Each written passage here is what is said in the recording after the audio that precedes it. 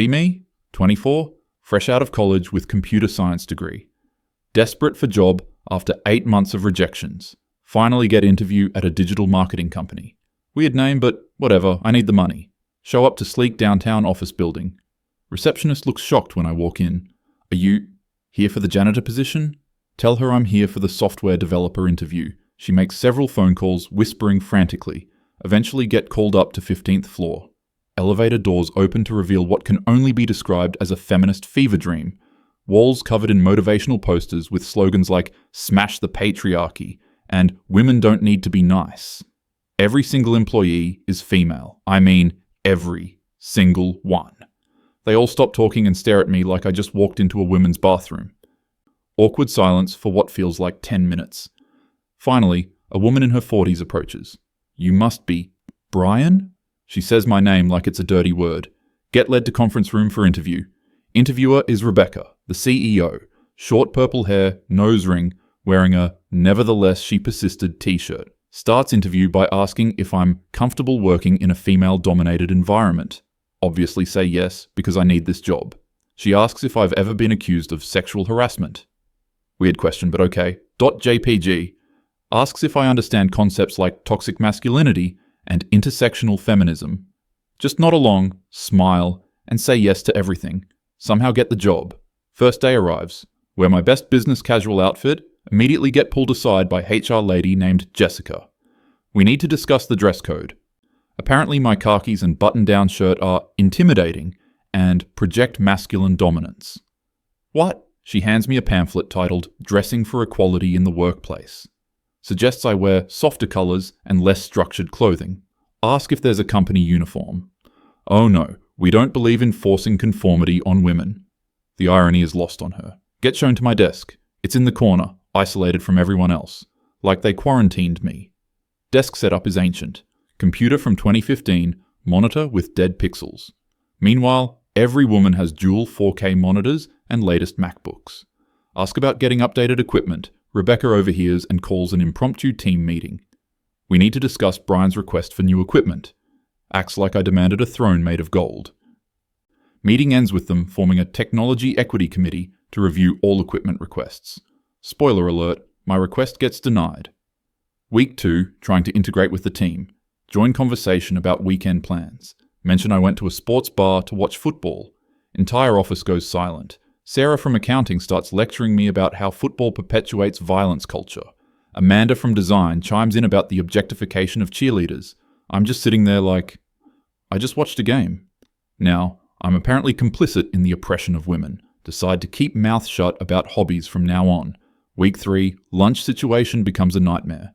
There's a kitchen area where everyone eats together. I bring a sandwich, sit at empty table. Within minutes, the entire female staff has relocated to the other side of the room.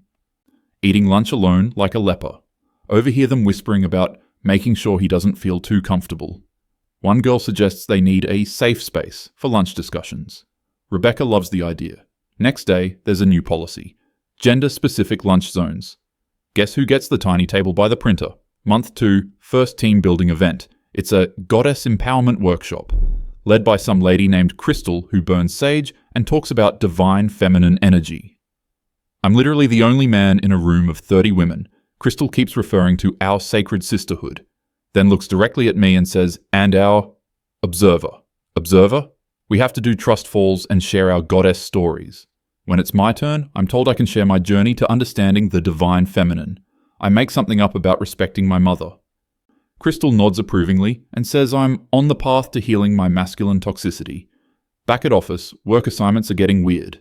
Every project I'm given has already been completed by someone else. I'm basically doing busy work, design mock-ups that will never be used, code reviews for code that's already been deployed. When I point this out, Rebecca says it's part of my learning process. Learning what exactly? How to waste time efficiently. Month 3, Halloween party. Everyone encouraged to dress as empowering female figures. I come as a generic ghost, safest option. Get pulled aside by Jessica from HR. Your costume choice is problematic. How is a ghost problematic? The white sheet has historical connotations. She thinks I'm dressed as a KKK member. I'm literally wearing a bedsheet with eye holes. Have to go home and change. Return wearing normal clothes. Now I'm not participating in team spirit. Can't win. Discover they have a group chat called The Coven. Accidentally see it on co-worker's phone. Entire chat is about me. Brian update. He used the large microwave during my lunch prep time. Typical male entitlement. Should we report this to Rebecca? They're tracking my microwave usage. Start bringing cold lunches to avoid kitchen drama. Month 4. Company retreat to discuss dismantling workplace patriarchy. Held at some hippie retreat center with crystals and dream catchers everywhere. I'm rooming alone while everyone else gets roommates. For everyone's comfort, explains Rebecca. Fine by me. Less awkward that way. First session is about toxic masculinity in office environments. Facilitator asks for examples. Hands shoot up faster than at a Nazi rally. Brian always holds doors open. It's condescending. He says thank you too much. It's patronizing. His voice is too deep during conference calls. It's intimidating. I'm sitting right there. They're talking about me like I'm not in the room. Lunch break at retreat. Try to sit with marketing team. They all get up and move. Try graphic design team. Same thing. End up eating alone by the meditation labyrinth. Overhear Rebecca telling someone I'm a social experiment. An experiment to see if the office can civilize a man. Starting to think I'm not actually an employee. I'm a lab rat. Evening workshop on reclaiming our power. We're supposed to scream into pillows to release patriarchal oppression. 30 women screaming at maximum volume. I'm just sitting there holding a pillow. Brian, you need to scream too. Weakly yell, into pillow. Louder, release your toxic masculinity. Yell slightly louder. He's not taking this seriously. Apparently my screaming technique is offensive. Month 5. New company policies rolling out weekly. Monday. Inclusive language guidelines. Can't say guys when addressing group, even though I'm the only guy. Can't say manpower. Must say person power. Can't say chairman. Must say chairperson. The list is 47 pages long. Tuesday. Emotional labor recognition program. Women get extra break time to process emotional labor. I get regular break time because men don't experience emotional labor. Wednesday. Workplace equity initiatives. All company social events must pass gender inclusion review. Thursday. Microaggression reporting system. Anonymous form to report subtle acts of discrimination. Friday. Inbox full of microaggression reports about me. Subject. Brian breathed loudly during meeting. Subject. Brian's keyboard clicking is aggressive. Subject. Brian said no problem instead of you're welcome. Dismissive of my gratitude. HR meeting about the reports. Jessica sits me down with thick folder. We need to address some concerning behaviors. My breathing is too loud. My typing is too aggressive. My walking pace is intimidating.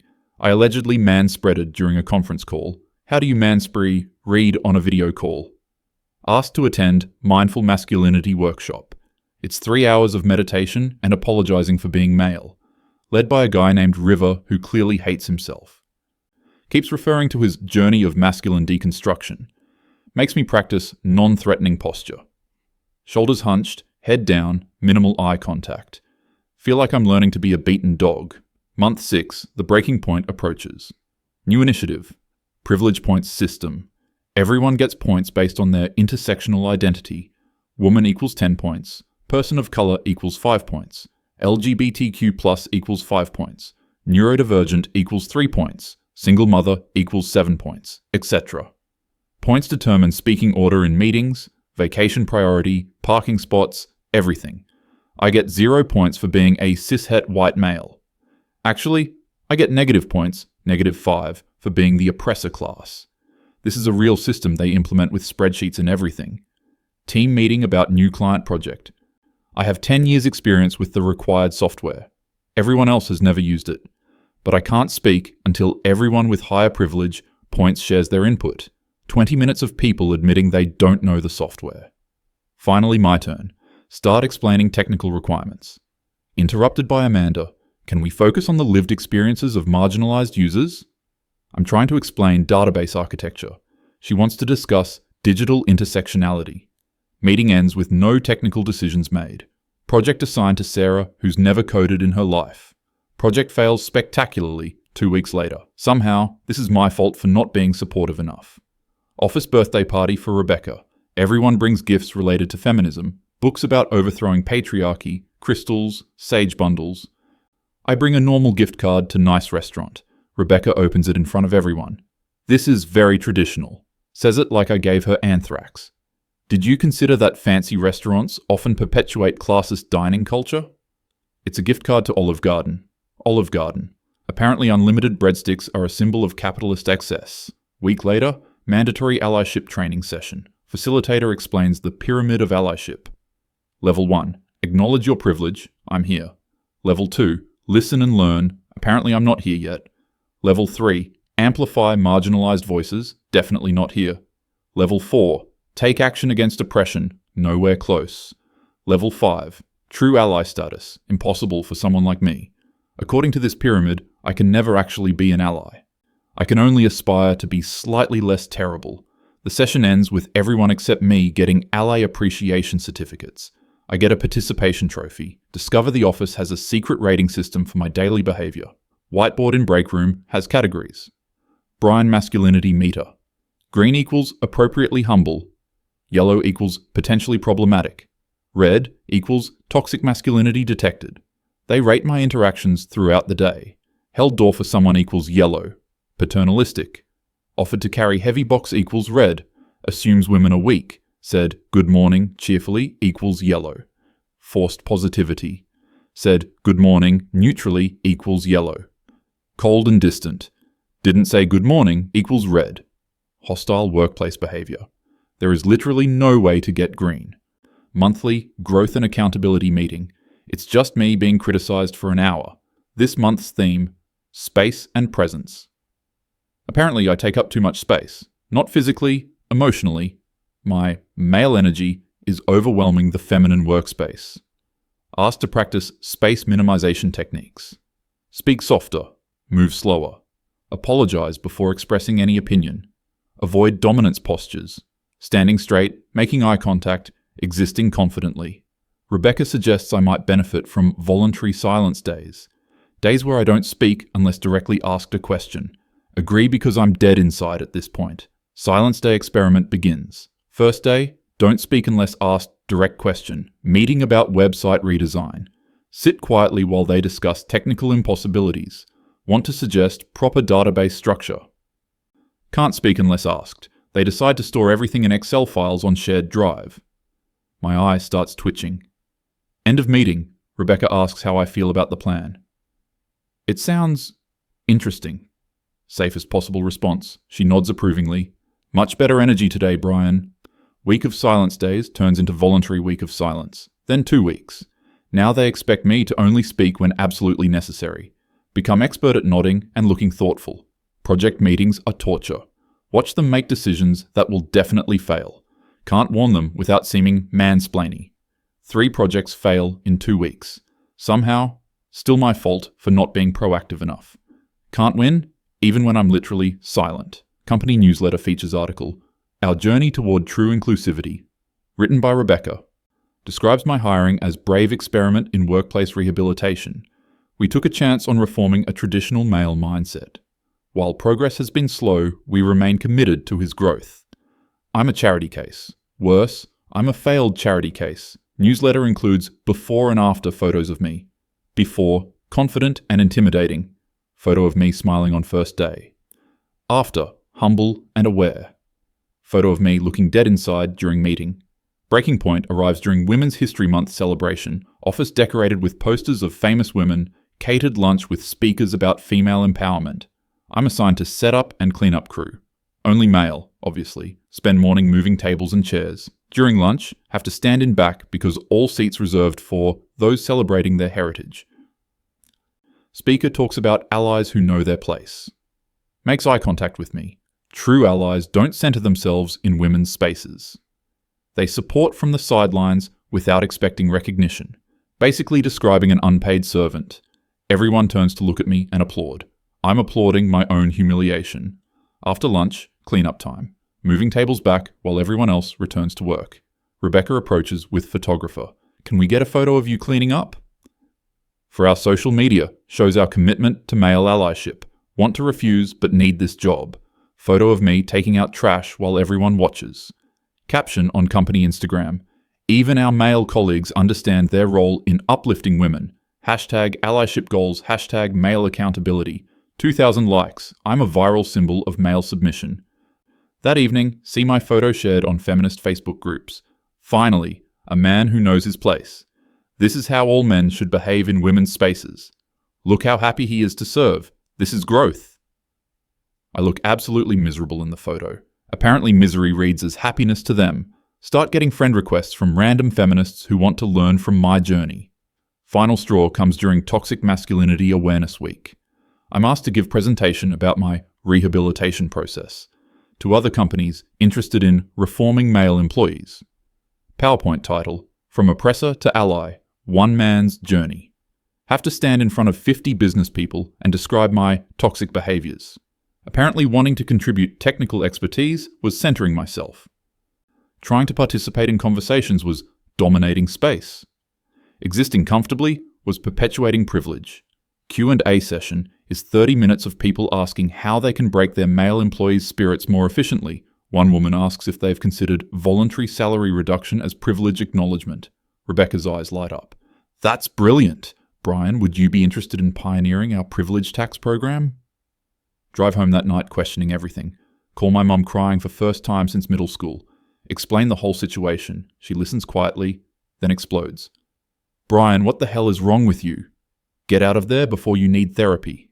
This is abuse. But I need the job. But the job market is terrible. But maybe I really am problematic. Maybe I do need to be fixed. Maybe this is normal and I'm just not enlightened enough. Mum threatens to drive down and have words with Rebecca. Talk her out of it, but she makes me promise to start job hunting. Next morning, arrive at office to find my desk moved again. Now, in supply closet. Spatial reorganization for better energy flow, explains Jessica. My masculine energy was disrupting the collaborative feminine workspace. Supply closet has no windows, barely fits desk and chair. Computer setup now includes ancient CRT monitor that flickers constantly.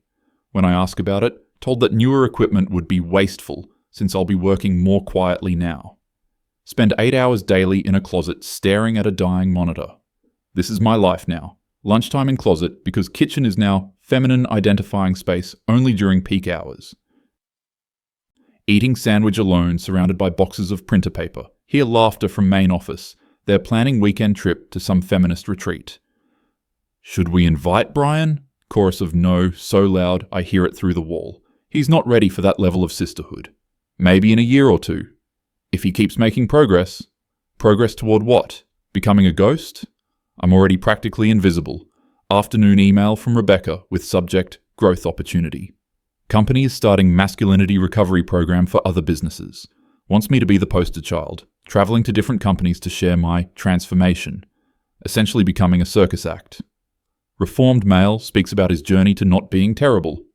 The irony is, they want to pay me extra for this, extra money to publicly humiliate myself nationwide. American dream achieved, I guess.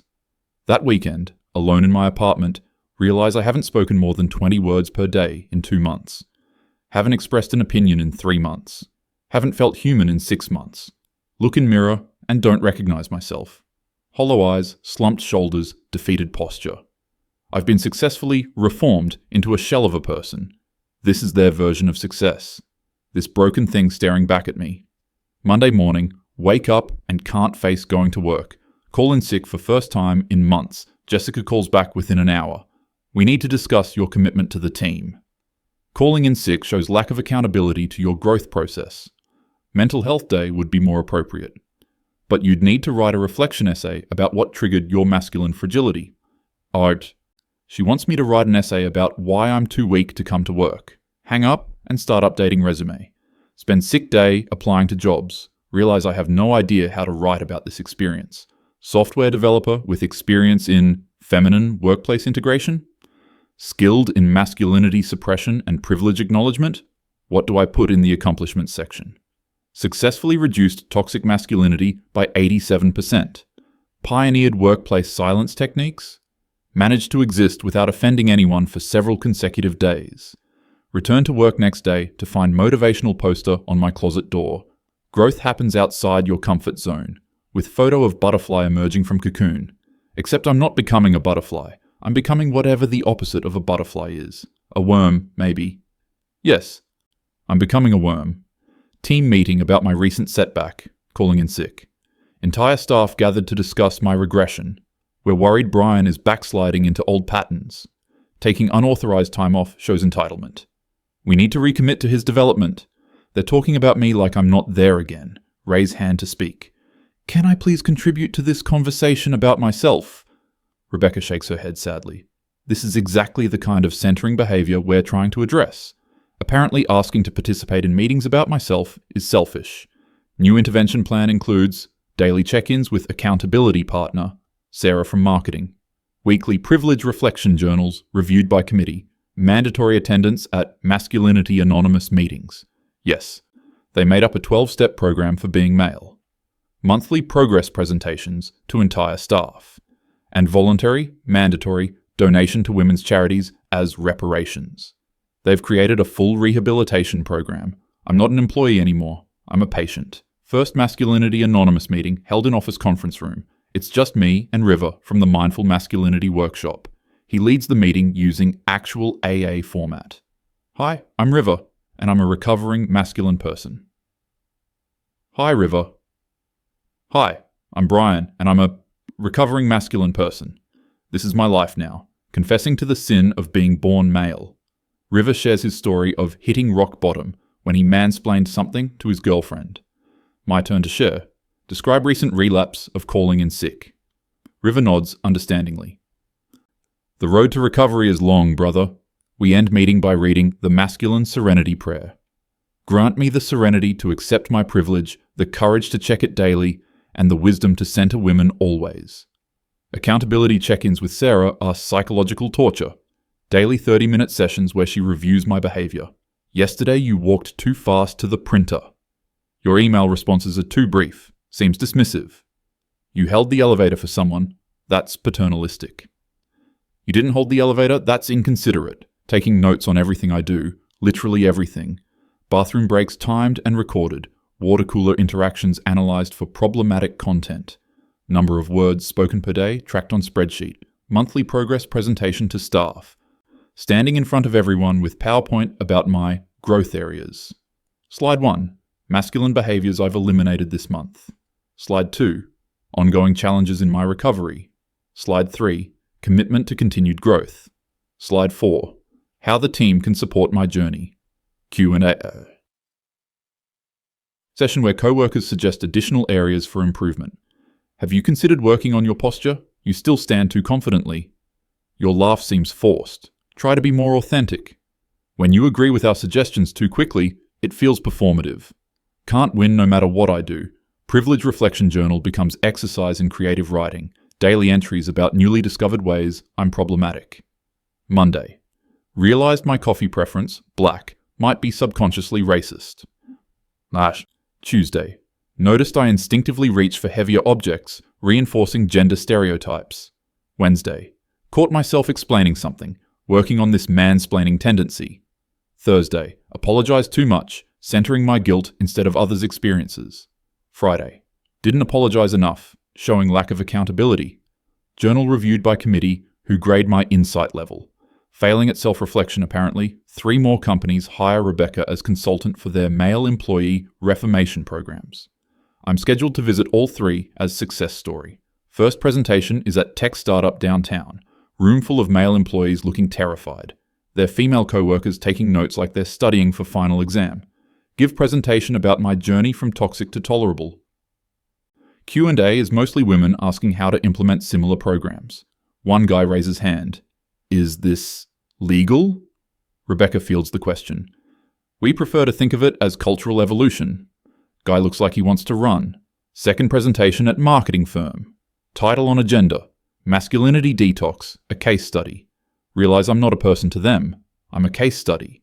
A before and after example. A cautionary tale. A science experiment. Anything except a human being with thoughts and feelings. During presentation, feel like I'm eulogizing my former self. The old Brian was confident, outspoken, and engaged.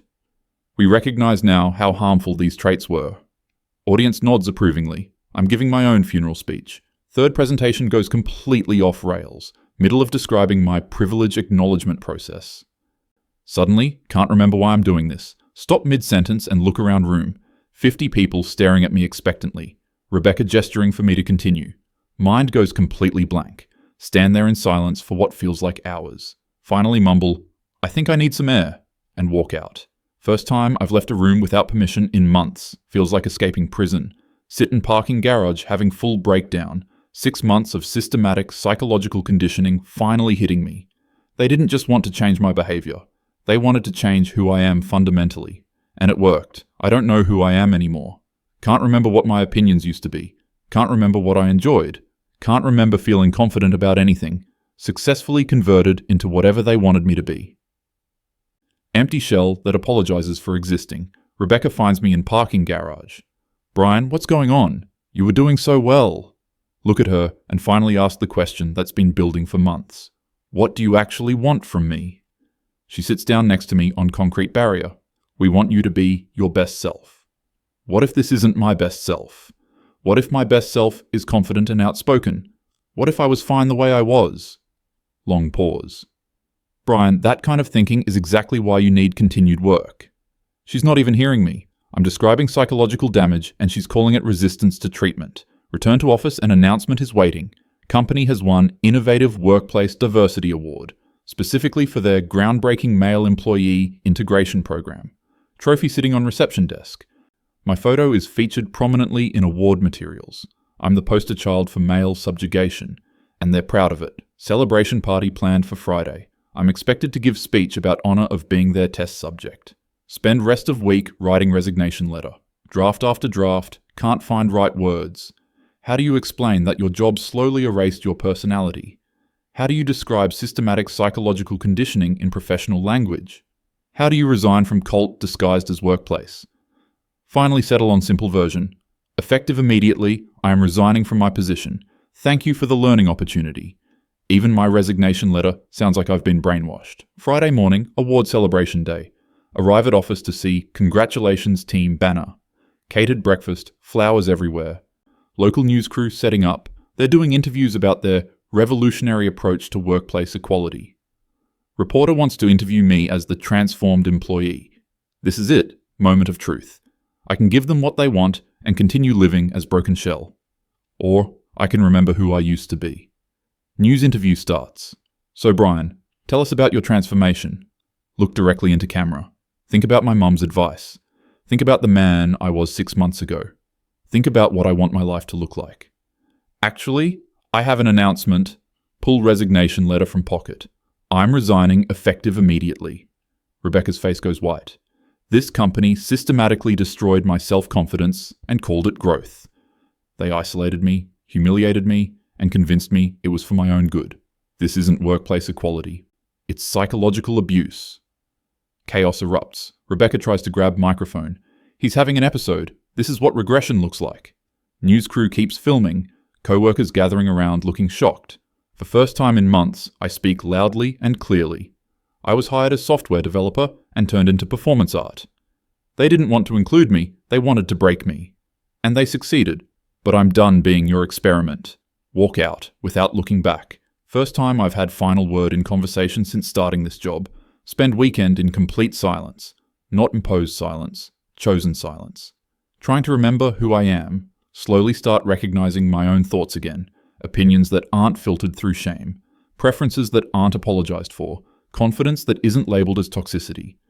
It's like recovering from amnesia. Pieces of my personality slowly coming back. Monday morning, wake up, and don't have to go to hell. Freedom feels surreal. Check company's social media. They've posted damage control statement. Former employee having difficulty with growth process. Sometimes individuals aren't ready for progressive workplace culture. We wish him well on his continued journey. Even in their damage control, they're condescending. But I don't care anymore. Their opinion of me is no longer relevant. News story about my resignation goes viral. Split response as expected. Half the comments supporting me. Finally, someone spoke out about this insanity. This is what actual workplace harassment looks like. These companies have lost their minds. Other half attacking me. Typical male fragility. Can't handle being held accountable. This is why we need more programs like this. But for first time in months, I can read criticism without automatically believing it. Job hunting round 2 is different experience. Interview at normal tech company. Manager is regular guy named Dave. Asks about technical skills, project experience, normal stuff. No questions about toxic masculinity, no privilege assessments, no personality reformation requirements. Just wants to know if I can do the job. Revolutionary concept apparently. Get offer within a week. Final twist. 3 months later, get call from employment lawyer. Turns out several other men had similar experiences at progressive companies. Class action lawsuit being filed. This company was just the worst example of a growing trend. Companies using social justice language to justify workplace abuse. My news interview helped other victims come forward. Suddenly, I'm not crazy, I'm not weak, I'm not the problem. I was victim of systematic harassment disguised as enlightenment. 1 year later, doing much better. Working at normal company with normal people. Remembered how to have opinions without apologizing. Remembered how to speak up in meetings. Remembered how to exist without constant shame. Still working on undoing psychological damage. Therapy helps, but takes time to unlearn months of conditioning. Some days still catch myself overanalyzing every interaction, but getting better. Epilogue. The organization disbanded after lawsuit. Rebecca started consulting business helping companies manage difficult transitions. Still doesn't understand what she did wrong. Several other similar companies quietly changed their policies. Apparently bad publicity makes them reconsider psychological torture programs. Who would have thought? Lessons learned. Workplace equality doesn't mean employee psychological destruction. Being male doesn't require constant apology. Confidence isn't toxicity. Participation isn't dominance. Having opinions isn't oppression. Most importantly, if job makes you hate yourself, it's not you that's the problem. Took 6 months to learn that lesson, but worth learning. To any anons in similar situations, trust your instincts. Document everything. Talk to people outside the situation. Remember who you are. No job is worth losing yourself. There are normal workplaces with normal people. You don't have to accept psychological abuse as progressive enlightenment. You're not the problem. They are.